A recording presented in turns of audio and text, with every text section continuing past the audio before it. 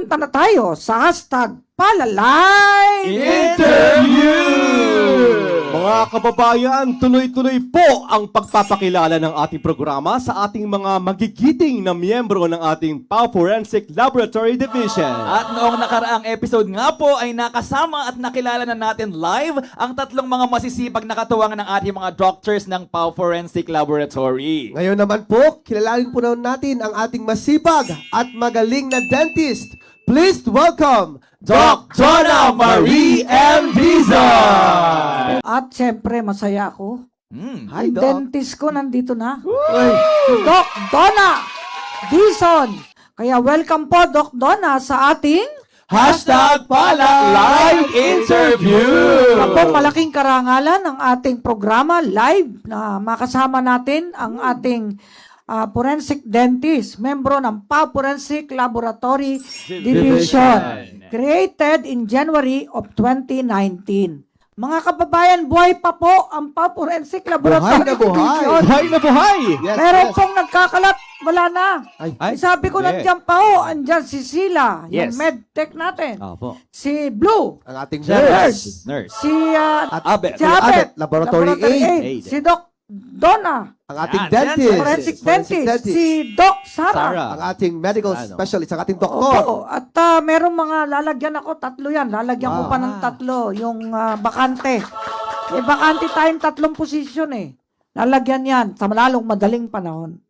Pero yung 5, piulit, nandyan sila. Buhay na buhay at nagtatrabaho. Kaya nga, nagli-legal advice na doon sa... Opo. Ay, hindi pala, medical Medical advice. advice. Medical advice. Doon sa, nasa gasaan ng ng Naputulan. traktora ba yun? Tanker? Saka ng taxi. Taxi. Pero mo, dala-dalawan tumama sa kanya. Kawawa naman. Kaya nga, Doc Donna, umpisahan na natin ang paglalahad ng kasaysayan mo Yan. bilang miyembro ng PAW Forensic Laboratory. Division. Kamusta ka na ba, Doc? Mabuti po, Chief. Good afternoon po. Alam mo, napansin ko sa mga doktora natin, magaganda. No? Oo. Mari ba ikwento kung gaano ka na katagal bilang isang dentista? Chief, ako po ay 23 years na po. Ilan? 23. 23 years na? Na dentist? Yes po, Chief. Ang tagal na, kaya pala ang galing. Oh, Kabilang na po yung 2 taon po dito sa PAW Forensic. wow! rekomendado siya ng isang dentist ko eh. Eh kasi kalayo sa Santa Maria, Bulacan pa nang gagaling. Kaya sabi niya, kung bigyan na namin kayo ng araw-araw makikita mo chip. Ayan. Eh, tulad ng katanungan namin sa mga kasamaan mo sa PAW Forensic Laboratory Division, ano naman ang naging dahilan para pumasok ka sa PAW Forensic Laboratory Division? At ba't mas pinili mo na maglingkod ng libre sa maralitang Pilipino?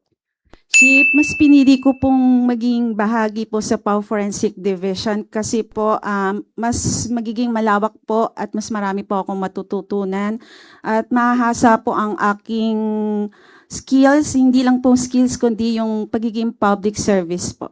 Ako, ang galing yan. Yung skill, saka public service. Saka siya, hindi siya, na-insecure pag yung aking isang dental surgeon ko. Si Doc, anong pangalan? Martino. Pumupunta dyan. Sabi niya, Chief, marami ako kasi dental surgeon yun eh. Kanya-kanya sila. May dental surgeon, may dental, yung tagagawa ng mga fixed bridge, anong tawag doon? Prostodontist. O yun. Oh. Pero siya, all around na ngayon, pwedeng dental surgeon, orthodontist, All in one. magiging malapit ko na siyang ideklarang forensic odontologist. Isang seminar na lang. Naka-enroll na. Kaya kung namatay si Doc Anastasio Rosete na Yan. forensic odontologist, ang kahalili niya ay si... Doc Jonna Marie Dizon! Ayan, mga kabayan, buhay na buhay po ang PAW Forensic Laboratory Division. Nakaliblang po yung Director General nila. Ayan. Kaya ano ba yung posisyon at gampanin sa PAW Forensic Laboratory Division nga? Bilang pong dentista po sa PAW Forensic Division po, gumagamit po ako ng dental science sa para sa forensic investigation po para po sa mga dental records, dental identification, lalo na po sa mga labi na nangangailangan po ng pagkakakilanlan. Yan, oo, kasi alam nyo, pati aging, ano? Yes po. Oo, age, kasi sex. kailangan yan sa rape cases ng mga bata, aging. At saka sa mga nakaraan namin, mga biktima ng pagtaob, paglubog ng mga barko, kailangan talaga ang forensic odontologist sa mga identification. Kaya ako talaga ini-enhance natin, tulong-tulong ang management ng PAO na ma-enhance ang kaalaman ng ating mga membro ng PAO Forensic Laboratory Division. At ang gusto ko, co-management sila. At nagkakaisa, nagkakasundo, kanya-kanyang expertise tungod sa isang misyon na ang katarungan at katotohanan at hustisya para sa biktima ay maibigay. Di ba? No? Wow! Kaya sa case build-up, malaki ang maitutulong ni Doc Donna. Ikaw, JC, may tanong ka ba? Yes po, Doc, gaano naman po kahalaga po ang pagkakaroon po ng dentist po sa ating PAO Forensic Laboratory Division? Mahalaga po ang may dentist po sa FAO Forensic Division kasi po ito po yung mga cases po na ang ngipin po ang nagiging susi po sa pagkakakilanlan ng isang individual. Identification. Oh. Yes po, Chief. Ngipin. Oh, Ang yan. ngipin po. Sa mga rape case, napaka-importante yan. Sa minors, di ba? Ikaw naman, Henry. Hi, Doc. Here's your question. Parang ano? Parang pageant? Oo. You have 30 seconds to answer this Kung question. naman hindi pinapanervous mo si Doc Donna. Ben, pinapachill ko Light lang. Oh, light lang. Masaya ako kasi sabi ko nga, pangako ko sa Diyos na kahit mawala ako rito, kahit saan ako mapunta, susuportahan ko ang PAO Forensic Yes! Laboratory Division ng PAO. Kasi napaka-importante ang forensic, ang science sa mga kaso. At ang mga judges, they should not be naive of sciences, especially medical sciences. Napakaraming nare-resolve ang kaso dahil sa tulong ng ating mga medical legal officers, Experts. medical specialists, o yung mga yung mga toxicologists, pharmacologists, pathologists. Nakapag-present na ako ng mga ganyang witness. Talaga namang tuwan-tuwa ako pag pinipresent ko sila kasi nagkakaintindihan kami. Bakit kami nagkakaintindihan? Ni loob ng Diyos na ako po ay nag-pre-med nung araw. Yung 4-year course. Na nandyan lahat yung first year, second year subjects ng medicine. Nung araw. Ngayon, sagutin mo, wala ka pang tanong eh. Ito na po ang tanong, Doc. Bukod po sa nabanggit na mga gampanin po ninyo, ano pa ang mga programa ng ating Chief Public Attorney Persida Acosta na napapakinabangan ang gusto ang inyong profesyon as a dentist? Napapakinabangan po ang aking pagiging dentista sa mga medical dental mission at jail visitation po na pinamumunuan po ni PAO Chief Acosta po at na naglilingkod po lalo na po sa mga mahihirap. Oo nga, tsaka may plano ako sa susunod, Direk Maya. Pondohan natin to sa savings. Pati dental, isama na natin sa IP. Nakita ko yung mga bata doon, puro bungi eh. O may mga Naku, bungi. napakadami. Sasama tayo ng dentist kung papayag yung trupa ng De Ocampo. Nag-iisa kasi siya kaya kumuha tayo ng private partner sa labas. At yun ang maganda, tulong-tulong. Walang insecurity ang bawat isa. Maganda. Kaya nga yung MBI, meron na naman representative, di ba? Oh. Sumasama sa atin Sumasama si na sa retired atin. Wow. MBI Medical Legal Division Chief na si Dr. Rupert Sumbilon. Dr. Rupert Minsan Sumbilon. interview din natin siya. Kaya masaya ka ba, Doc Donna, at nakasama ka ng team? Masaya po ako at kasama po kung pinagkakatiwalaan niyo po, Chief. Yun. Ikaw naman, Enoch, naalala mo si Marie, Doc Marie. O yan.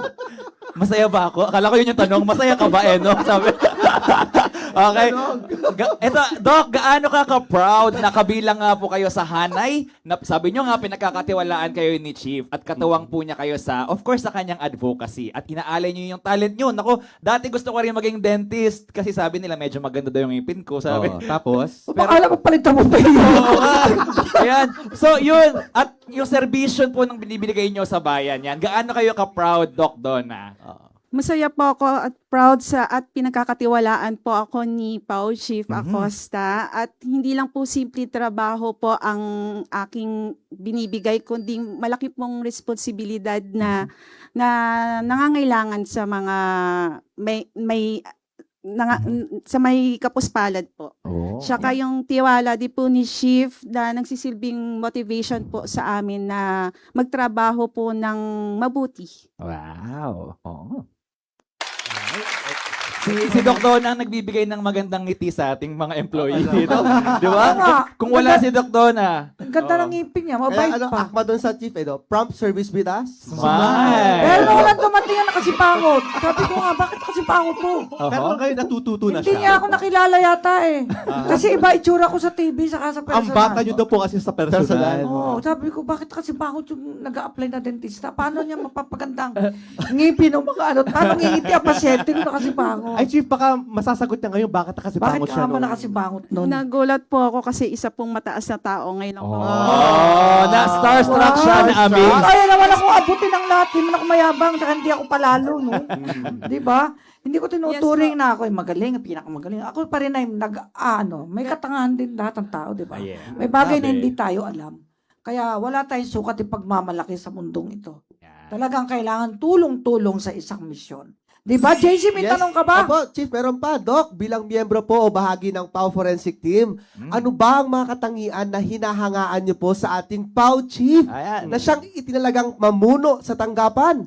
Ito pa po, ano-ano at sino po ang inspirasyon niyo upang ipagpatuloy po ang inyong sinumpaang tungkulin? Teka muna, hindi ako ini-interview dito. Bakit yung tanong mo sa akin? Related po doon. Siyempre, inspirasyon po namin kayo. Hinahangaan ko po sa inyo, Chief, ang inyong katapangan at yung malasakit po ng mga kapuspalad po. At nagiging inspirasyon po namin iyon para magtrabaho po ng mabuti at may dedikasyon po kami sa aming mga tungkulin. Na-feel ko talaga na parang na-inspire pa rin akong magpakalakas at maglumaban sa mga suliranin at tanggapin ang hamon ng buhay. Dahil sa bawat ngiti ng ating mga kababayan, bata't matanda, dalaga, binata, kabataan, ay nagpapalakas ng aking loob para maging firm at tanggapin ang misyon hanggang may lakas at buhay ako. Yes. Dahil sino pa naman ang hindi lalaban sa buhay kung ang mga pangulo ng bansa ay minamahal din ako. Diba? Pang-apat na pangulo na si President Bongbong. Hanggang ngayon, dama ko ang pagmamahal niya sa PAW at sa inyong pinuno. Kaya maraming salamat po, President Bongbong. Ayan. Oh, ikaw naman, sino Henry? Ako May naman. tanong ka? Doc Donna, Ano na naman kaya pa ba? Clincher round. Clincher, parang quiz bee. Para Miss Philippines to Next ah. round. Okay. Oh, para po sa inyo, Doc Donna, gaano po kahalaga ang sumunod, importante ito sumunod at magpasakop sa namiminuno o superior at ano ang mabuting maibubunga nito sa adhikain ng PAW Forensic Laboratory Division as a team.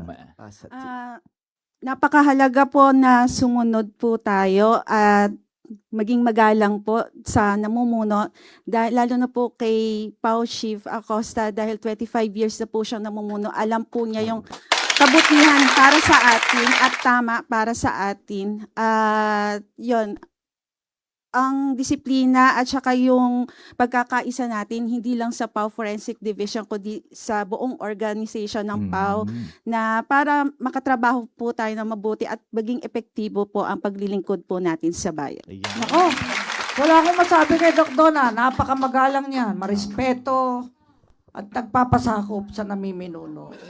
Wala ka mararamdamang eri niya. Kahit magaling siya, ako nagsabing magaling, hindi niya din masabing Oo nga, magaling. magaling Parang si Doc. humble. Ayan. Humble. Napaka-importante ang humility dahil sabi nga na iba, ba't tumagal ka sa pwesto mo, Pauchip? Humility. Sinusunod pa tanong, si Enoch naman. Okay. Okay, Doc. Ayan, Doc, ano po ang aasahan ng ating mga clients or patient po? Yan sa inyo. At syempre, ano po ang maipapangako ninyo sa inyong sarili, sa atin pong office, kay Chief, at sa Diyos, at sa atin pong bayan? At ano po ang inyong maipapangako? Ayan. Mula po kay PAW Chief Acosta at sa PAW Forensic Division, maasahan niyo po ang kami po patuloy maglilingkod po sa inyo at na may kalidad at may integridad ang aming ibibigay sa inyo. At ipinapangako po namin na magiging matapat po kami lagi sa aming sinumpaang tungkulin. Tulong-tulong. Kasi ang success ng isang misyon ay, unity. Yeah. Ano pa? Oo, Unity. helping one another. Collaboration. Kasi paano kayo magtutulong kung nag-iirapan kayo sa isa't isa? Stronger Mahirap yun. being O, diba? together. Sabi nga parang, sabi niyo, di ba, PAW family, o parang family, forensic Oo, family. masarap magsama-sama ng nagkakaisa, nag-uunawaan. Nagmamahalan. At tinginan lang, As a nagkakaintindihan na. Di ba? Masarap mabuhay. Pero bago natin pasalamatan si Doc Donna na ating forensic dentist sa PAO Forensic Laboratory Division, paunlakan natin pumasok sa ating ang mga miyembro ng PAO Forensic Laboratory, Laboratory Division. Division. Nandito silang lahat para mag-picture taking muna.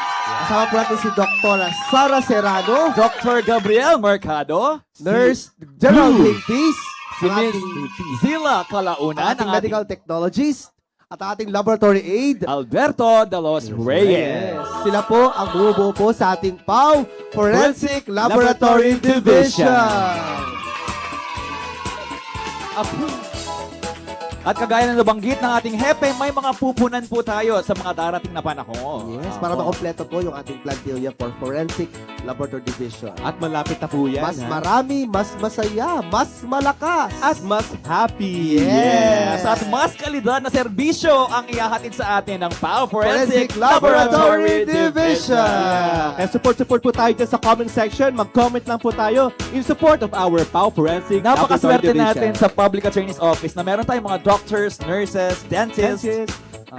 Yes, na hindi lamang nagbibigay ng kalidad na serbisyo sa ating mga kababayan, kundi pati tayo rin ng mga empleyado ng Public Attorney's Office. Libre ang konsulta sa dentist, sa medical doctors natin, at kung ano mas. Kaya maraming salamat, Doc Donna Marie Dizon, sa inyong pagpapaunlak sa panayam na ito. Mabuhay kayo at ang PAO Forensic Laboratory Division! Naway patuloy na lumawig ang inyong pagsaserbisyo publiko dito sa PAO!